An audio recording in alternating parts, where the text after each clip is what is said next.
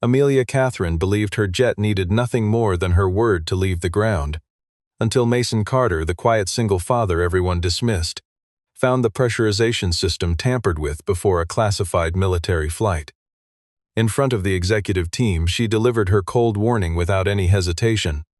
Touch her jet again and he would be finished. Minutes later, a call from the Pentagon froze the entire hangar into silence. Mason was not permitted to leave the building, because he was the one person the government had trusted with this aircraft long before Amelia Catherine ever knew his name. Stay until the very end, because this final landing will expose the true traitor hiding in plain sight all along. Rain hammered the metal roof of a private hangar near a military airbase in Virginia. The kind of downpour that turned every reflection on the tarmac into a smear of white light inside. A silver-white jet belonging to Aerovance Systems sat under floodlights, surrounded by technicians moving with the tight, controlled urgency of people who knew a deadline was closing in fast. This was not an ordinary corporate departure. The aircraft had been quietly fitted to carry emergency communications equipment for the Pentagon, a contract that had taken Aerovance Systems 2 years to secure and that could just as easily be taken away. Amelia Catherine arrived a few minutes before midnight, dressed in a tailored suit that looked out of place among the grease and cables of the hangar floor. She moved through the space the way she moved through boardrooms, with a posture that dared anyone to slow her down, her heels clicking sharply against the concrete in a rhythm that seemed to announce her arrival, before she had even spoken a word. The board was watching this flight. The press was watching this flight. Somewhere in the Pentagon, officers she had never met were watching this flight as well, and she understood that her company's future rested on getting the jet into the air before dawn. Joseph Hunter stayed close at her side, his tablet glowing with schedules and checklists. He was the operations director, a man who had helped her hold the company together through a brutal financial year, and he kept repeating the same message to anyone who would listen. The aircraft needed to leave on time, no delays, no excuses. The technical crew nodded along, even as some of them exchanged uneasy glances behind his back, because the pre-flight inspection had not actually been completed, and everyone in that hangar understood, without needing to say it aloud, exactly how dangerous that gap could become once the aircraft actually left the ground. Near the rear of the hangar, away from the noise, a contract technician named Mason Carter worked without drawing attention to himself. He wore a faded jacket and carried a toolkit that had clearly seen years of use, and most of the younger staff barely registered his presence. He rarely spoke unless spoken to, and he never volunteered stories about his past. What no one in that hangar knew was that Mason had once helped design a classified safety protocol used on aircraft carrying sensitive military cargo, a chapter of his life that had been sealed away long before he ever wore an Aerovance uniform. Mason was also a single father, though nothing about the hangar that night revealed it. A brief message flashed across his phone reminding him of a school event the following morning, and he silenced it without a second glance, tucking the phone back into his pocket and returning his full attention to the aircraft in front of him. His daughter was the quiet center of his life, the reason he took jobs like this one instead of chasing recognition, but he never let that part of himself surface at work. Lucas Wyatt, the technical team lead, warned Mason under his breath not to make waves that night. The company was under too much pressure, he said, and nobody wanted a contract technician causing delays. Mason said nothing in response. He simply kept his eyes on the secondary pressurization readout, where a number sat just slightly out of place, a discrepancy small enough for most people to overlook and large enough, to someone who understood the system, to matter enormously. As he traced the anomaly further, Mason recognized something troubling in the secure communications relay tied to the military portion of the flight. If the jet lifted off with this fault intact, the danger would not stay confined to a minor technical failure. At high altitude, under classified operating conditions, a fault like this could cascade into something far worse. Mason closed the panel gently, thought for a long moment, and decided that whatever came next, he was not going to stay silent. The hangar widened into a cavern of noise and light as the deadline drew closer, rain still drumming overhead, white floodlights bouncing off the polished body of the jet while the technical crew moved in tight, hurried circles around it. Carts loaded with cable spools rolled past open panels, and somewhere near the tail section a ladder scraped against the floor as a technician climbed to check an antenna housing for the third time that night, the whole space thrumming with the particular anxiety of people who understood exactly how much was riding on the next few hours. Amelia Catherine stood near the nose of the aircraft and addressed the staff directly, her voice carrying easily over the din, informing everyone that the jet needed to leave the ground before 5 in the morning without exception. There was no room in her tone for negotiation, only the flat certainty of someone accustomed to being obeyed. Joseph Hunter reinforced her message a moment later, reminding the crew that the contract attached to this flight was worth hundreds of millions of dollars, and that any delay risked Aerovance Systems losing its place in a defense program the company had fought years to enter. His words landed hard on the younger technicians, several of whom had families depending on their paychecks and no desire to be blamed for slowing things down. The pressure in the room thickened with every passing minute, and even the most experienced members of the crew found themselves rushing through checklists they would ordinarily have taken far more time to complete, each of them privately hoping that someone else would catch any mistake before it became their own. Mason Carter worked quietly beneath a secondary panel most senior engineers tended to overlook, trusting instead in paperwork that claimed the system had already been verified. Lucas Wyatt crouched beside him and murmured that everything had already been signed off, that there was no need to double-check anything at this stage. Mason did not argue. He simply asked who had provided the final confirmation. Lucas hesitated, then said only that the order had come from above, without offering a name. That answer did not sit right with Mason. He traced the maintenance log further and found a sequence of timestamps that did not align with the actual condition of the aircraft, as though someone had gone back afterward and smoothed over the record. Digging deeper, he discovered that the secondary pressurization system had been deliberately adjusted, and that the discrepancy had been buried beneath a maintenance entry that had clearly been cleaned up after the fact. This was not an oversight. It had the shape of something done on purpose. Mason requested that the fueling process be paused so a more thorough inspection could take place. The announcement rippled through the crew like a current, because everyone understood that halting the process this close to departure could bring serious consequences down on whoever caused the delay. Joseph Hunter noticed Mason standing near the control panel and felt his patience snap almost immediately, storming over with the kind of anger that came easily to a man used to controlling every outcome around him. Word reached Amelia within minutes that a contract technician was holding up her flight.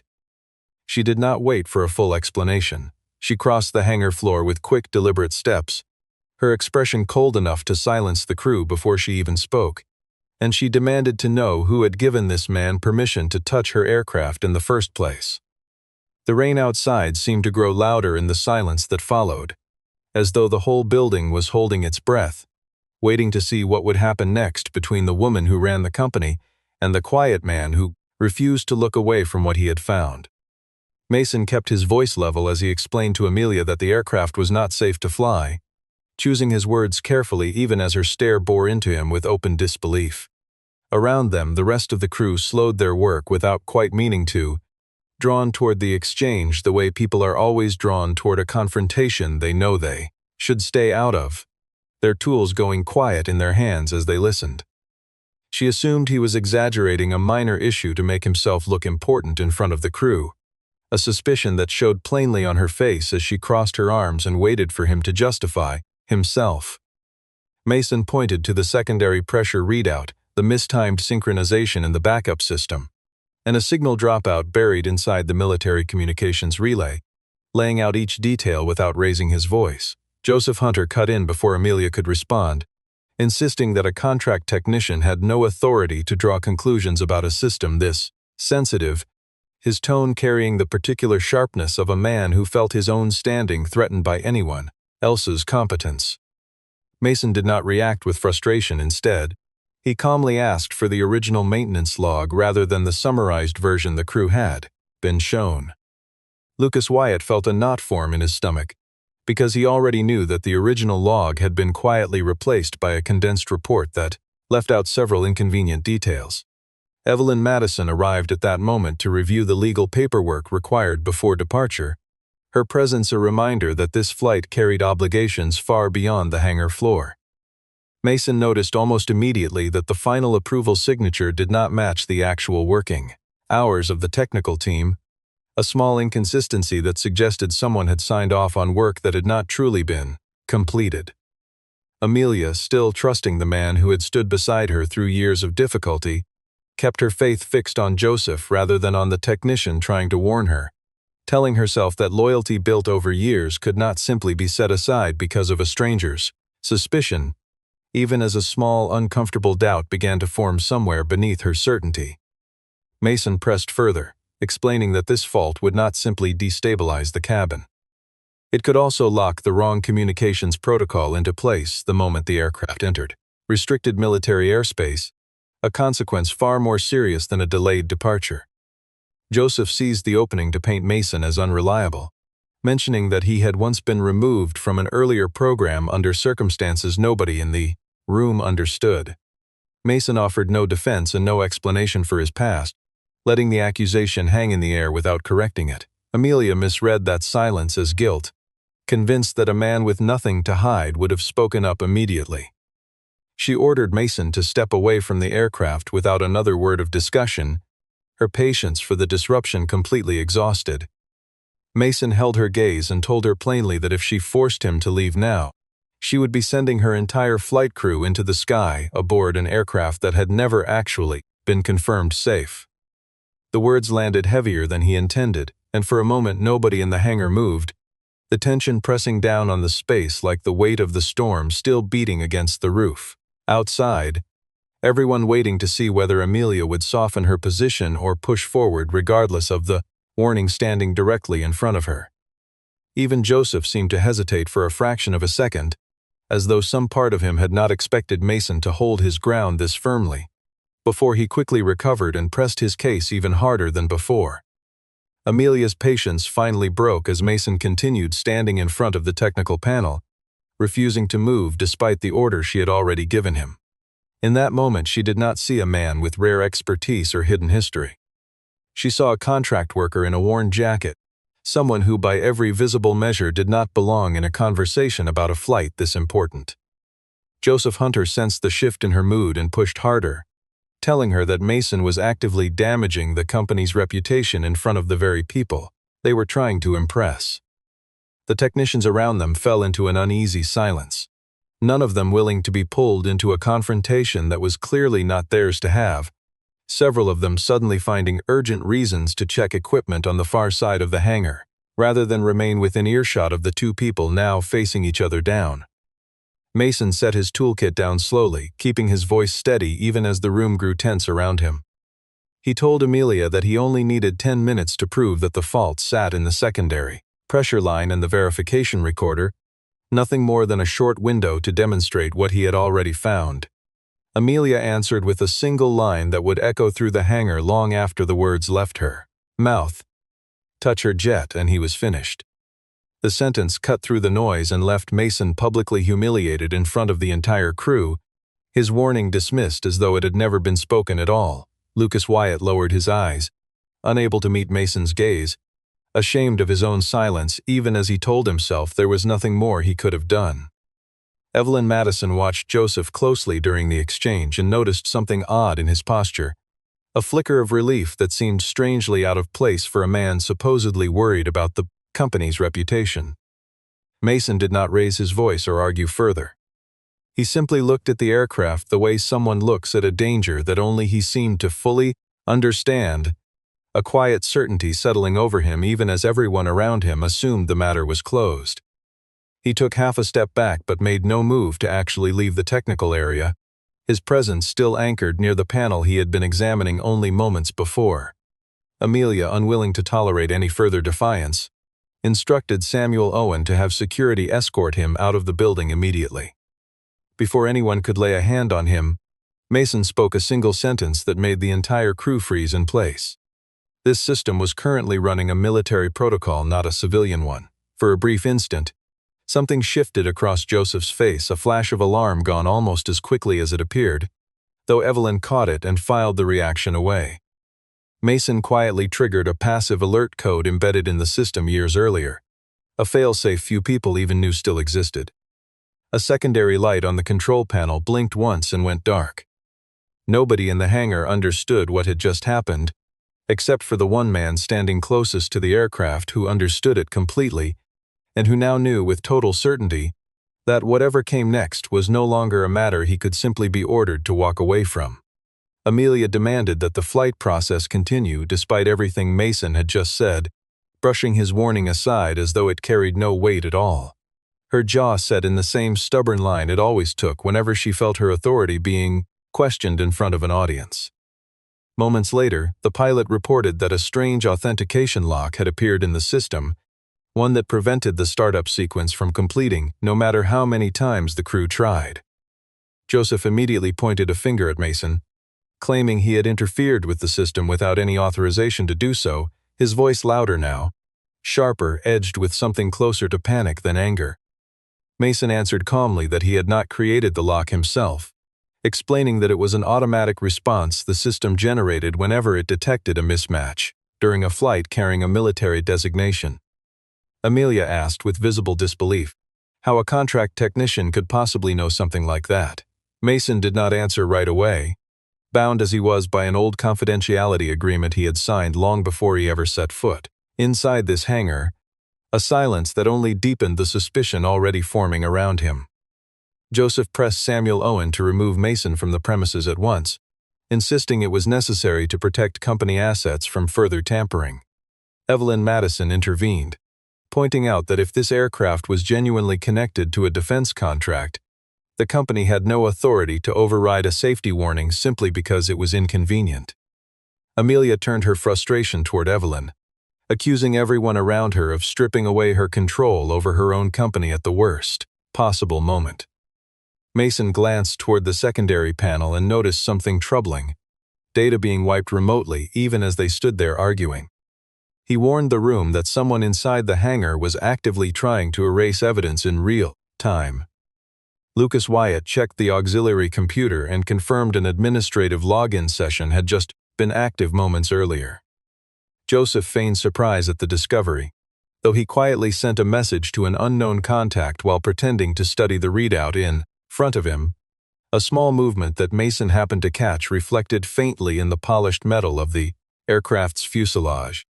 Mason chose not to accuse him outright, deciding he needed stronger proof before making an open confrontation, aware that a premature accusation could just as easily be turned back around against him if he moved too quickly without enough evidence to support it. Then, without warning, Amelia's secure phone began to ring, the screen displaying a priority contact line reserved for the Pentagon. Amelia froze at the sight of it, her earlier confidence faltering for the first time that night, while Joseph's composure cracked visibly beside her, his eyes darting toward the exits as though searching for a way out that had not yet closed. The hangar seemed to hold its breath around them, rain still pounding the roof overhead, every technician in the room sensing that whatever came through that phone call was about to change everything that had happened so far, and none of them dared to move until Amelia finally lifted the phone to her ear, her hand noticeably less steady than it had been only minutes earlier. Amelia answered the call under the weight of total silence, every technician in the hangar straining to catch whatever fragments of the conversation they could, some of them leaning almost imperceptibly closer without realizing they were doing it. David Logan, speaking from the Pentagon, instructed her to halt all flight operations immediately, his tone leaving no space for negotiation. Amelia tried to hold her ground, reminding him that this was her company's aircraft and that she carried full responsibility for how it was operated. David Logan replied flatly that once a jet carried a military transport designation, priority over its safety protocols belonged to federal authority, not to corporate leadership. He then asked a question that made her stomach drop, wanting to know whether Mason Carter was still present in the hangar. Every head in the room turned toward Mason at once. Amelia felt something close to disbelief settle over her, stunned that the Pentagon knew the name of the very technician she had just humiliated in front of her own staff. Mason stepped forward and took the phone, confirming the current state of the safety lockout in a calm, practiced voice that suggested he had spoken with military officials many times before. David Logan made his position unmistakably clear. Mason was the only person present that night who had ever been cleared to understand the legacy security architecture built into this particular aircraft system. He ordered Amelia to step aside and allow Mason to work without interference, a directive that struck directly at the pride she had carried into the hangar only hours earlier, though something in his tone made it clear the order was not open to debate of any kind. Joseph tried to interject, suggesting that Mason had left an earlier program under circumstances that were far from clear, hoping to plant one more seed of doubt before it was too late. David Logan answered coldly that Mason's actual service record had been sealed for reasons of national security, not because of any wrongdoing on his part. Amelia began to understand in that moment just how badly she had misjudged the man standing quietly beside her, a realization that settled over her slowly and painfully, the way understanding often arrives only after it is already too late to prevent the damage already done. Mason did not gloat and did not seek revenge for the humiliation he had endured only minutes earlier. He simply asked the technical crew to step back from the main system and allow him to examine the verification records without further interruption.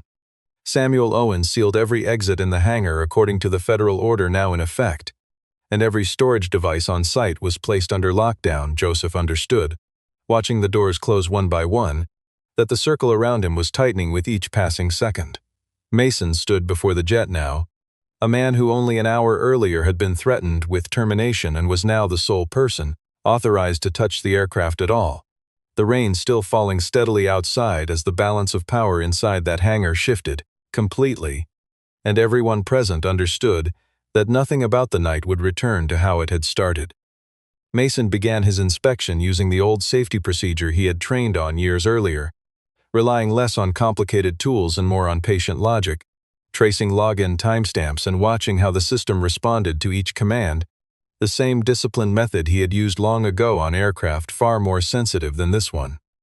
Lucas Wyatt helped by pulling a backup copy from the secondary maintenance computer, his hands trembling slightly at first, still afraid of losing his job over what was unfolding.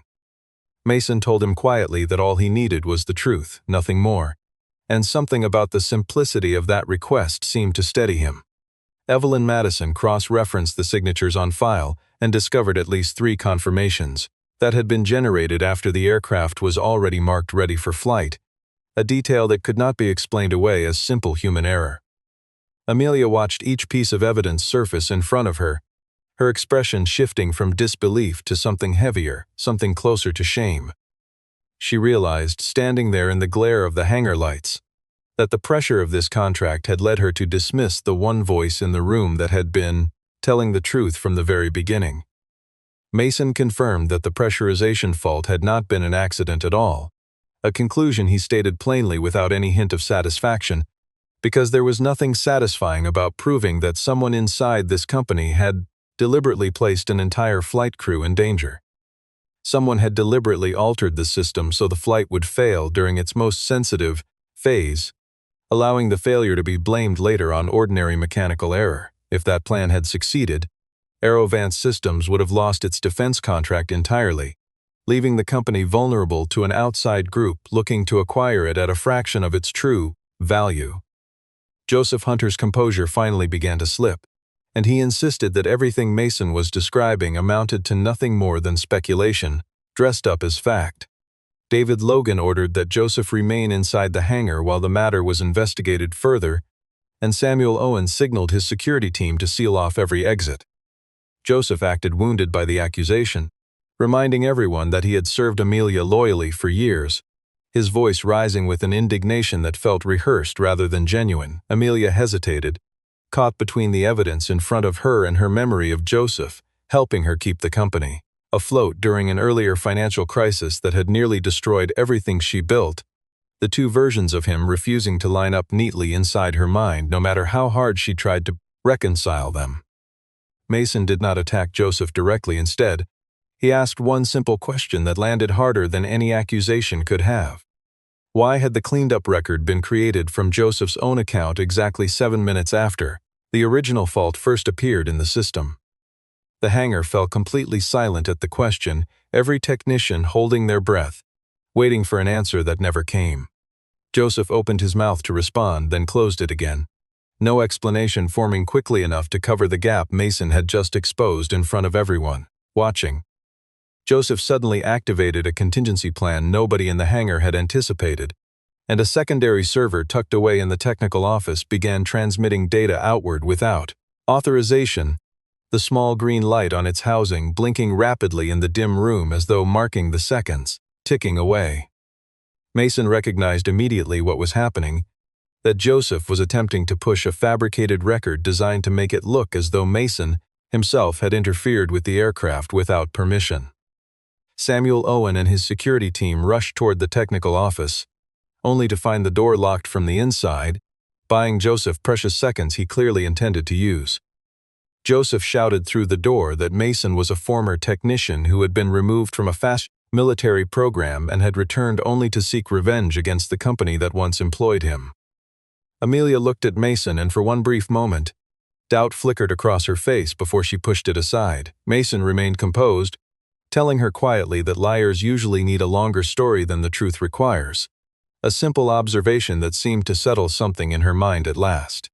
Evelyn Madison discovered that Joseph had secretly signed a consulting agreement with a rival investment group months earlier, a connection that explained everything unfolding in front of them, the pieces of the night finally arranging themselves into a picture far uglier than anyone had initially suspected. His goal had been to sabotage the flight, cause Amelia to lose the defense contract, and watch the value of Aerovance Systems collapse under the weight of the failure. Once the company was sufficiently weakened, he intended to step forward as its rescuer, brokering a sale at a price far below what the business was actually worth. Lucas Wyatt admitted, his voice shaking, that Joseph had once pressured him into ignoring a minor warning months earlier, though he swore he never imagined it would lead to something this serious, his shoulders slumping under the weight of a guilt he had clearly been carrying alone for far too long. Amelia absorbed the weight of the betrayal in silence. The pain of realizing it had come from someone she trusted more than almost anyone else in the company. Joseph attempted to flee through a technical corridor at the rear of the hangar, but Samuel Owen blocked his path, only for Joseph to trigger a false alarm that plunged a nearby section into darkness. In the confusion, Mason recalled the layout of the hangar from memory and guided Samuel toward a secondary door that could seal the corridor completely. Joseph was caught just before he could destroy the last piece of physical evidence still in his possession. David Logan ordered that every remaining file and device be collected without delay. Amelia stood before Joseph, no longer shouting, her voice instead carrying a quiet, controlled finality as she announced his immediate suspension in front of the entire staff. Mason turned back toward the jet almost immediately afterward, aware that the larger problem still remained unresolved, because the aircraft itself still needed to be saved before the night could truly be considered over. Even with Joseph restrained and removed from the situation, the aircraft's system remained locked, and unless it was restored correctly, the military flight would be canceled entirely, a failure that would carry serious consequences for Aerovance Systems regardless of who was ultimately responsible for the sabotage, since a canceled contract would not distinguish between fault and misfortune once the damage had already been done. Amelia, for the first time all night, lowered her voice and asked Mason what he needed from her. It was a striking reversal, the CEO who had threatened to end his job now placing her trust entirely in his hands. Mason did not make things difficult for her, and he did not bring up the humiliation he had endured earlier that night. He simply assigned clear responsibilities, one after another, moving the group forward with quiet efficiency. Amelia was to contact the board, suspend every commercial pressure surrounding the flight, and formally grant Mason temporary technical authority under the federal directive already in place. Lucas took charge of cross-checking the pressure valves. Evelyn Madison documented every step of the process to protect the company during the investigation that would inevitably follow. Samuel Owen maintained security around the perimeter of the hangar. Mason entered the technical bay and worked through each point Joseph had altered, one careful step at a time, his focus narrowing entirely onto the task in front of him, as though the chaos of the last several hours had simply fallen away the moment his hands returned to familiar work. He discovered that Joseph had done more than change a few numbers. He had also shifted a verification module just enough that the aircraft was refusing to communicate, properly with the military frequency it needed to reach. Amelia watched him work, and something in his manner told her this was not a man trying to prove his own worth. He simply wanted to prevent a tragedy from happening on his watch. She finally asked him why he had never explained his background from the very start of the night. Mason answered that certain things he was never permitted to disclose, but that safety was something he would always protect regardless of the personal cost.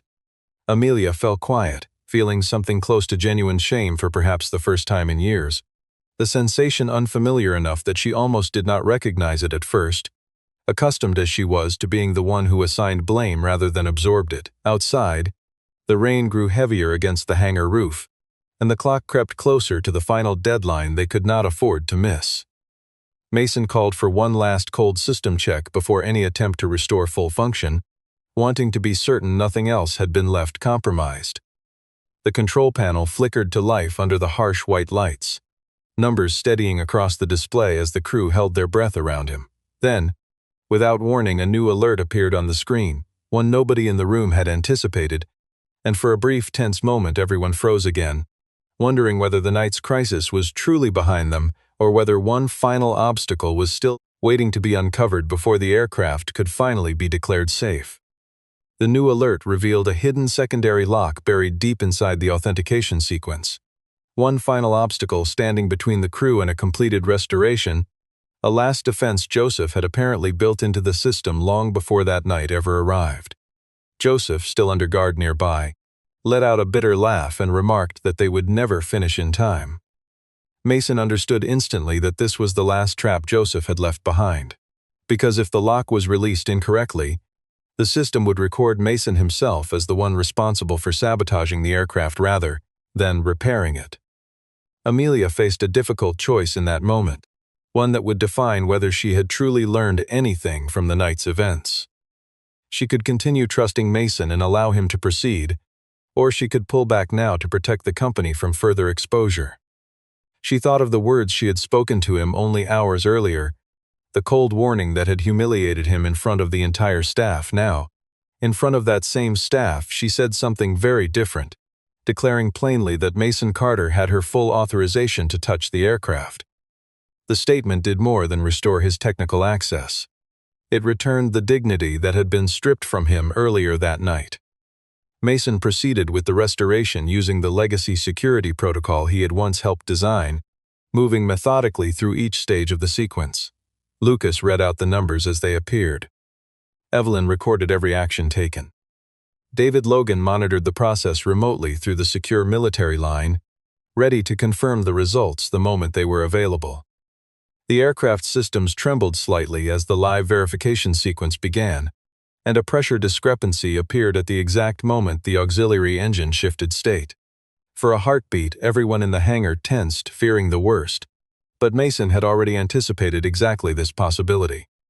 He calmly ordered a secondary branch of the system disconnected and guided the aircraft back into a clean, verified state. One by one, the warning lights along the control panel dimmed and went dark, until the pilot finally confirmed that the aircraft had returned to a fully safe condition. David Logan verified from the Pentagon that the results met every federal requirement, formally clearing the aircraft to proceed, his voice carrying a note of quiet approval that felt, in its own understated way, like the highest praise Mason could have received that night. Joseph sank against the wall behind him, understanding at last that every part of his plan had unraveled completely. Amelia turned to look at Mason, and for the first time that night, she no longer saw a contract technician standing before her. She saw the man who had quietly saved her company from a disaster she had come dangerously close to, allowing a realization that settled over her slowly as the hangar around them began to exhale, the tension of the long night finally starting to loosen its grip on everyone who had lived through it, the storm outside easing into a gentler rain as if the weather itself understood that the crisis had finally passed. Dawn broke slowly after the storm passed, the jet still resting safely inside the hangar, its systems fully restored and cleared for departure under federal supervision rather than the frantic commercial pressure that had driven the night's chaos. The flight was placed under a formal federal review, no longer forced into the air simply to satisfy a business deadline that had nearly caused a disaster. Joseph Hunter was escorted away along with the storage devices and falsified files that had nearly destroyed everything Amelia had spent years building. Lucas Wyatt was protected as a cooperating witness rather than being made a scapegoat for decisions that had never truly been his to make. Evelyn Madison proposed a complete overhaul of the company's approval procedures, determined to ensure that no single individual could quietly manipulate safety records again, without immediate detection. David Logan told Amelia plainly that if Mason had not caught the fault when he did, the consequences could have reached far beyond the loss of a single contract, a truth that settled heavily over her as the morning light spread across the tarmac outside. Amelia stood before Mason once more, and the difference in her bearing was unmistakable compared to the woman who had issued her cold warning only hours earlier. She apologized in front of the entire technical crew, offering no excuses about pressure or deadlines, no attempt to soften what she had done. Mason accepted the apology without triumph or bitterness in his voice. He told her simply that anyone who worked around aircraft needed to learn humility before the truth, because the sky had never once forgiven arrogance, and it never would. Amelia offered him a new position overseeing independent safety review for every flight connected to defense operations going forward. Mason did not accept immediately. He wanted the arrangement built on a clear contract with well-defined responsibility, not on a gesture made in a moment of emotional relief. This quiet insistence revealed something essential about his character, a man who valued transparency over sentiment and had no interest in a reward offered simply to ease someone else's guilt. Amelia agreed to his terms without hesitation, recognizing that this, too, was part of what made him trustworthy. In the final moments of that long night, Mason walked out of the hangar as the rain finally stopped, the air outside carrying the particular stillness that follows a storm, the kind of quiet that feels earned rather than simply given. Amelia remained behind, looking at the jet with eyes that no longer saw only a symbol of her authority. It had become, instead, the greatest lesson of her career, a reminder that competence often wears a quiet face and that power without humility eventually meets a truth it cannot outrun. Somewhere beyond the hangar, the sun rose fully over the airfield, carrying with it the sense that justice finally been returned to the person who had earned it, that the man once dismissed for his simple appearance had proven, in the end, to be the only one capable of saving everyone left standing inside that building. If anyone watching this has ever been dismissed because of the way they dressed, the job they held, or the quiet way they carried themselves, let this story serve as a reminder that real value rarely needs to raise its voice. Mason Carter did not win because he shouted louder than Amelia Catherine. He won because he stayed calm, stayed accurate, and refused to abandon the truth even after being humiliated in front of everyone he worked with. Consider this before moving on. Did Amelia truly earn the forgiveness Mason offered her that morning, or did she simply get fortunate that the one man she underestimated happened to be decent enough to give her a second chance? Sometimes the person forced out of the room turns out to be the only one who can save everybody left inside it.